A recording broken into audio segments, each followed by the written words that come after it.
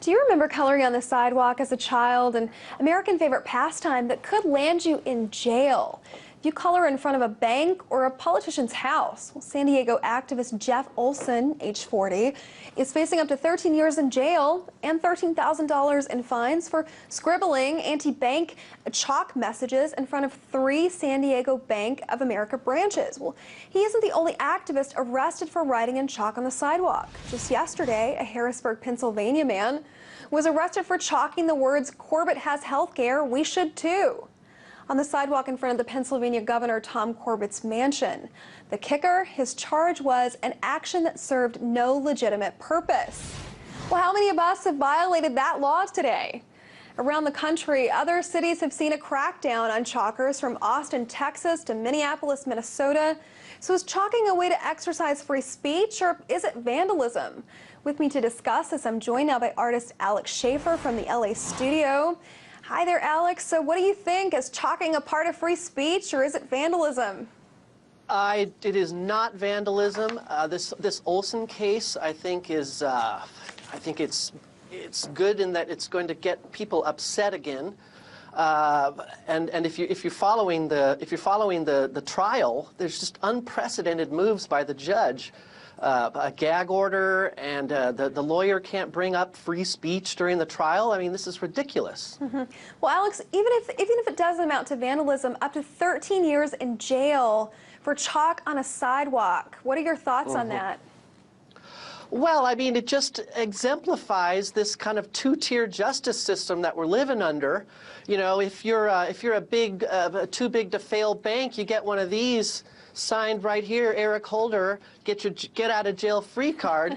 But if you're just an average Joe and you're pointing out the problem, then you're going to get the book thrown at you. And I think Americans are finally realizing how insane this is. Well, I really like your prop there, that Monopoly card. You like my prop there? That's... Okay, so I want to take you back to Olson's case. I understand that in a recent twist of events, the judge in his case issued a gag order saying that he can't even talk about the legal proceedings against him to the media in his own case. What do you say of that? Again, insane. This story, I've actually called and talked to the city attorney, or at least one of their, in their office, whoever answers the phone. And I think that they did not realize the blowback that this was going to have, and how quickly it was going to get out there. I feel sorry for Jeff Olson, but I'm glad that that this issue is being discussed. It's on Reddit, you know. Well, as I understand it, San Diego is not the only city issuing punishment for chalking on a street. Would you call these chalk-related arrests? Is there a trend happening? Well, I hope so. I mean, if you look at the timeline of protest, you know, 2011, 2012 was pretty good. And it feels like we've kind of fallen asleep again, or at least it's dropped off the media's radar, or maybe everyone's just too scrambled with student loan payments and mortgage payments to actually be upset, you know, which is a good strategy. But I hope that this will cause more. I mean, when I first did it a year ago, I just thought it was a perfect form of protest, and Jeff Olson did exactly what I did, and but the city never pressed charges on me, rightly so. But I hope we see more. Well, if this trend of arrests for chalking continues, you know, could we see a 5-year-old neighbor girl being arrested for chalking the sidewalk if this keeps up? Well, again, it points out the selective enforcement and the arbitrary nature of who's going to get arrested for chalking, you know.